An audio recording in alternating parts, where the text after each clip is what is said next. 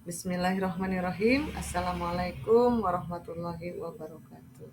Saya Teti Rohmawati dari TK Al-Islah Kecamatan Solokan Jeruk akan memaparkan tentang pemanfaatan barang bekas dalam pengenalan moderasi beragama melalui media Masjid Pintar di TK Al-Islah.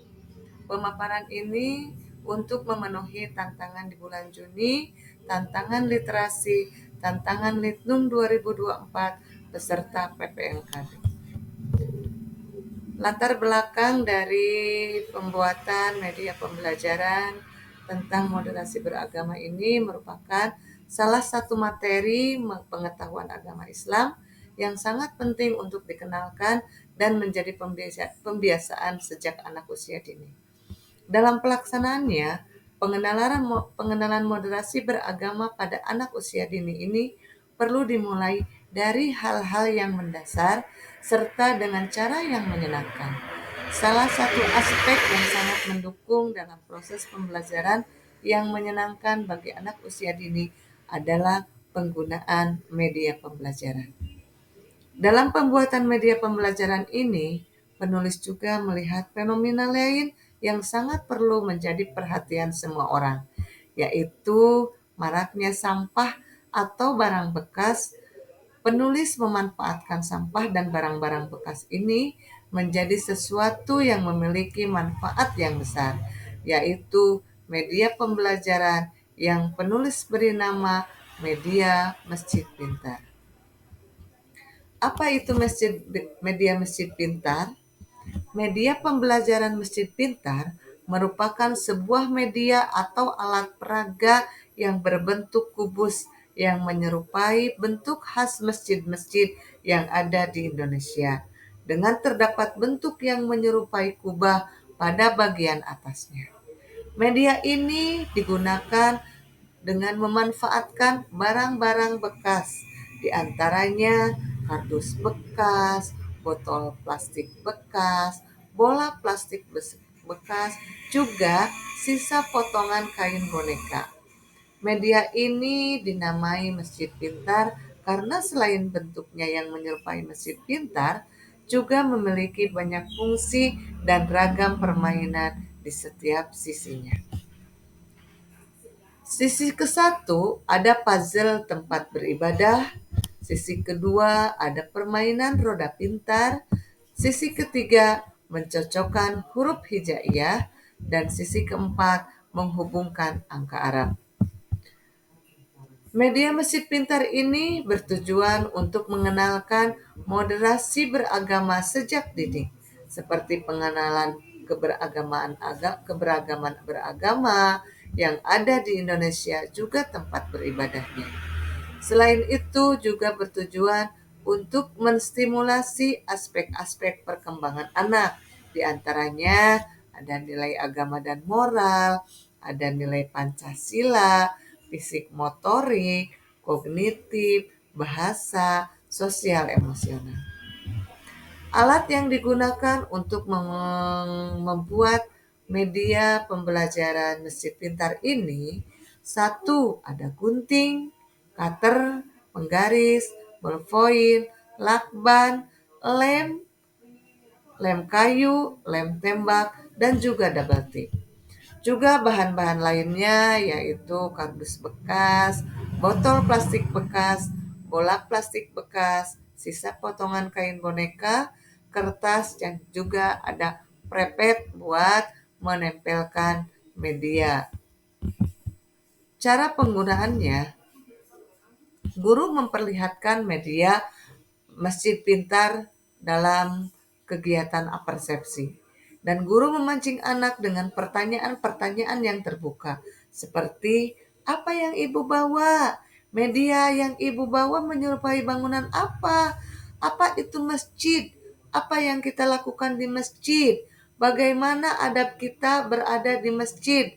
Masjid itu tempat beribadah agama apa? Apakah teman-teman tahu bahwa terdapat beberapa agama lain yang ada di Indonesia? Agama apa saja itu? Apa nama tempat beribadahnya? Apa yang kita lakukan terhadap teman-teman yang kita beragama lain? Guru juga dapat mengkombinasikan dengan lagu, tepuk-tepuk, video, atau media lainnya. Sisi ke-1 ada juga puzzle tempat beribadah. Pertama-tama, anak diperkenalkan tentang macam-macam agama yang ada di Indonesia, lalu diperkenalkan pula tempat ibadahnya, serta cara kita bertoleransi kepada orang yang berbeda agama. Lalu anak-anak dapat melakukan antri untuk melakukan permainan pada sisi pertama.